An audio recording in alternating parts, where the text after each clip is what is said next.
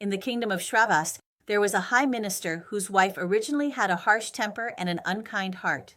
But during her pregnancy, her nature softened. She became gentle, kind, and even compassionate. After the child was born, he had an extraordinary appearance, unlike ordinary children. A fortune reader said, "This is the child's own noble nature. Name him Ahimsaka, meaning without affliction."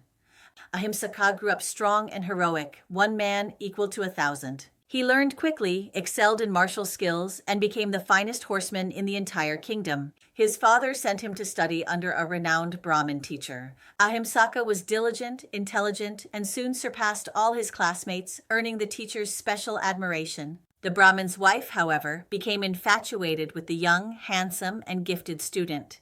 She looked for chances to approach him alone, but never succeeded.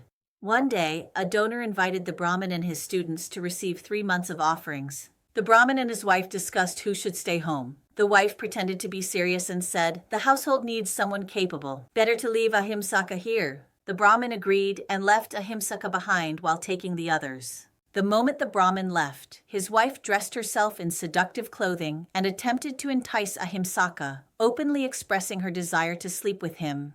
Ahimsaka firmly refused. "I study the path of integrity. I cannot do something wrong, and you are my teacher's wife. I would rather die than commit such a sin." Humiliated and enraged after being rejected, the woman plotted revenge. Before her husband returned, she tore her own clothes, scratched her face, covered herself in dust, and lay on the ground pretending to be assaulted. When the Brahmin came home, he was shocked. After repeated questioning, she cried, "Ahimsaka attacked me. I resisted, and he tore my clothes and beat me. The student you favor most treated me like this." The Brahmin was furious. But because Ahimsaka was the minister's son, he did not dare punish him directly. Instead, he devised a cruel scheme. He summoned Ahimsaka and said gently, "You've worked hard these days? Now I will teach you a secret practice. Complete it, and you will ascend to Brahma's heaven."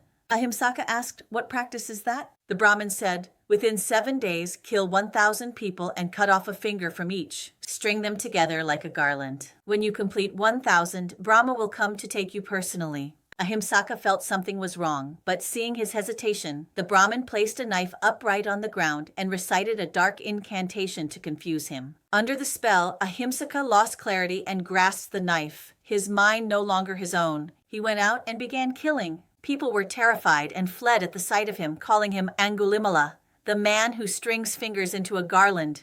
By the 7th day, he had killed 999 people. Only one more finger was missing. His mother, worried that he hadn't eaten for days, brought food to find him. When Angulimala saw his mother approaching, he was about to kill even her, to complete the 1,000. At that crucial moment, the Buddha knew his time for liberation had arrived. He appeared as a wandering monk walking calmly nearby. Angulimala immediately threw aside his mother and ran after the Buddha. No matter how fast he ran, he could not catch up. He shouted, "Monk, stop!"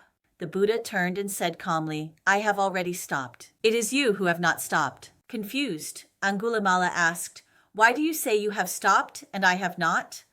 The Buddha replied, "My mind remained settled in purity and stillness, but you learned wrong methods from wicked people and became confused by spells. Your mind has drifted far from your original, clear, and good nature. The thoughts you're following now, they're not really you." The words struck him like lightning. Angulimala suddenly woke up inside. He realized he had been deluded. He dropped the knife at once and prostrated at the Buddha's feet.